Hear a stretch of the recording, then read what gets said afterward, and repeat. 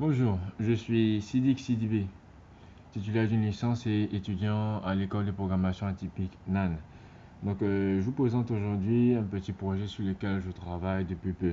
Petit projet de commande de plat. Voilà. Sans plus tarder, on va lancer notre application localhost 2.3000. L'application est faite en Node.js. Donc, quand on lance, on vient sur la page d'accueil, on a un formulaire. Et le formulaire nous demande soit de se connecter si on a déjà un compte, soit de créer un nouveau compte via ce petit formulaire là fait en JavaScript par Astro, que je salue au passage. Donc, on va rentrer notre identifiant parce que nous on a déjà un compte. On va rentrer notre identifiant, super Sidik, et notre mot de passe. On valide.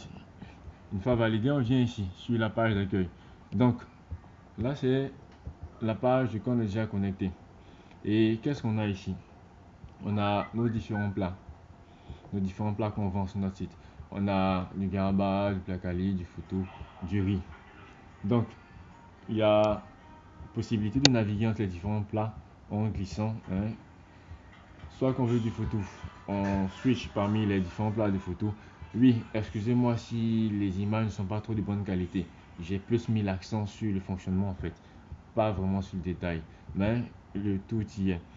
Donc, il y a la possibilité de commander, de passer des commandes en cliquant sur commander. Et là, on voit que le petit bouton en haut, à droite là, pardon, à gauche, qui s'incrémente à chaque fois qu'on clique sur une commande. Peu importe là où on va cliquer, on va s'incrémenter.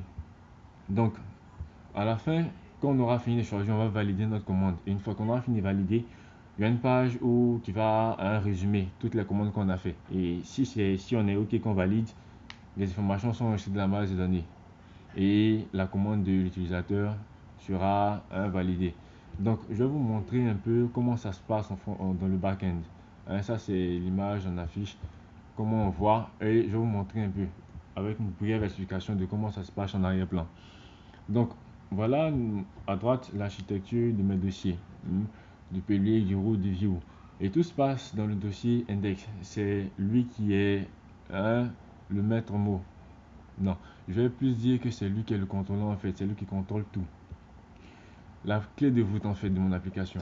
Donc quand je lance mon application, je fais par exemple node Sidik, node index.js. Et quand je valide, c'est ce fichier là qui est exécuté et c'est lui qui permet de gérer tout en fait.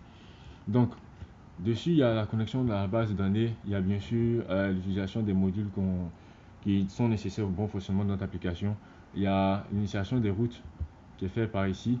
Il y a aussi juste en bas les routes en fait. Là en haut on instancie les routes, ici on utilise les routes. Voilà, juste là. Et on a un fichier aussi de config qui par notre base de données en fait. Voilà les coordonnées de la base de données. On a un dossier route. Dans le route, c'est là que se passe en fait celui qui gère en fait toutes les URL qu'on va rentrer. Si par exemple je tape une URL /admin, on est dirigé vers une page. Et si c'est une URL par exemple /index, on est dirigé vers une autre page spécifique en fait. Donc c'est ces dossiers, ces fichiers de route là, de route, admin, index et utilisateur qui définissent un peu les différents URL, les différentes possibilités de comment naviguer sur notre application. Ensuite, on a le dossier public. Le dossier public, je voudrais parler de ça parce que ça peut fatiguer au début. C'est juste que lui, il renferme nos fichiers CSS, HTML, aussi nos images statiques parce qu'il ne bouge pas en fait. Donc lui, pour l'utiliser, on l'appelle, je l'ai appelé là au tout début de mon index principal qui est là, que je vous montre là. Donc je l'ai appelé et à chaque fois que je n'aurai besoin, je mets. Ensuite, pour terminer, on a notre dossier view. Le view, lui, c'est les différentes pages à afficher. Les différentes pages à afficher. Donc, il y a plusieurs pages. Il y a le user, il y a le user, les layouts pour le header, le footer. Et puis, l'utilisateur, les différentes pages qui seront affichées à l'utilisateur. Aussi, des différentes pages qui seront affichées pour les administrateurs. Donc, voilà brièvement expliquer un peu notre application, comment ça marche en backend.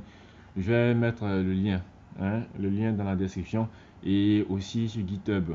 Voilà. Donc, vous pouvez me suivre en vous abonnant. Merci. C'est mieux.